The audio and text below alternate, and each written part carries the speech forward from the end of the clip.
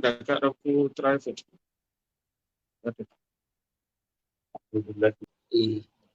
Na je Sakwar suka tura rubutun wani likita, ko da na je aka yi waya da shi ya ce an mai da shi Jigawa. To daga ƙarshe wanda ya tura ni da kana sai ya ce mun tun da ciwon na yanzu bai yi nisa ba, dan lokacin ina iya takawa, jikina bai fara daina aiki ba. Ko yanzu haka asibiti shekaran jiya ƙungiyar likitoci sun zo nan, ina ga kananan suka zo nan suka ce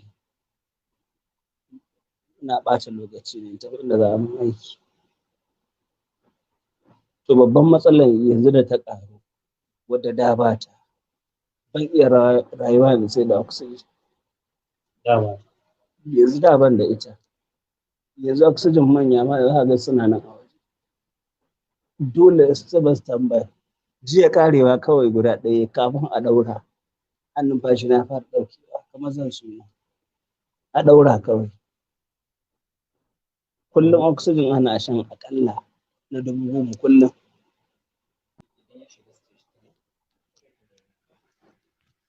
Assalamu alaikum wa rahmatullahi wa barakatuhu. ‘Yan uwa, wannan kamar yadda kuka ji na faɗa, sunansa Malam Lukman, kuma asali mutumin Zaria ne maulidan, sannan harkar addini ta kawo shi garin Zamfara da zama mahaddacin Alƙur'ani ne da kusan ruwayoyinsa ko ƙira'o'insa guda 7.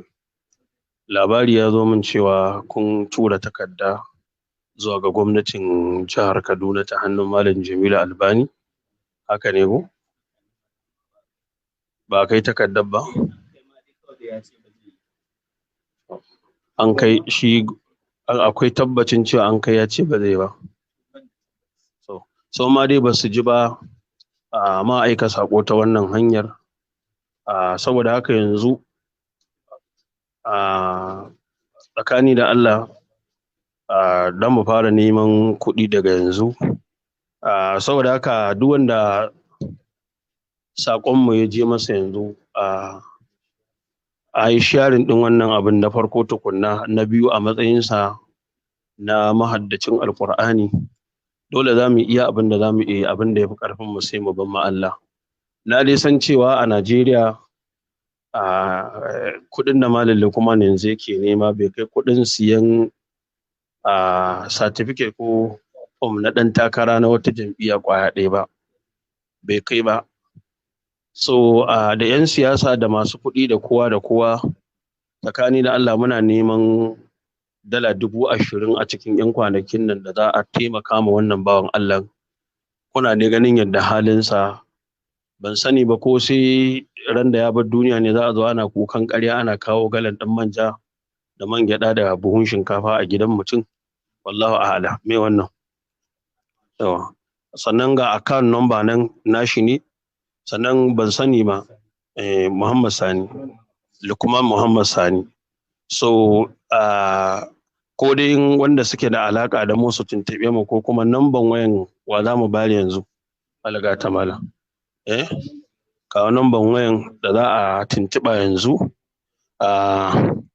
Wannan shine, saboda haka da Allah duk wanda saƙon mu ya kai, ta san wannan kuɗin da yanzu ake nema gaba ɗaya a kai maka wajen mafi yawancin wa'innan mutanen, na rantse da Allah bai kai kuɗin da suke ɗauka su ba 'yan matansu ba kyauta lokaci ɗaya. So wannan shine 00 04 sai 9065 sai 9. Lukman Muhammad Sani GT Bank account ɗin kenan. Bari mu faɗa da Hausa: 022049 sai 0659 GT Bank. Namban wayar da yanzu kai tsaye ana buƙatar a kira don ƙarin bayani, wanda yake tare da shi malam, shine 070665 sai 31 sai 92. Kuma insha Allahu ban da nan idan mun tashi, ka ɗaukan min account number ɗin, mu tafi da shi. Insha Allahu za mu ci gaba da iya ƙoƙarin mu cikin 'yan kwanakin nan, wanda za mu buga musu waya a ɗaiɗai ko za mu buga musu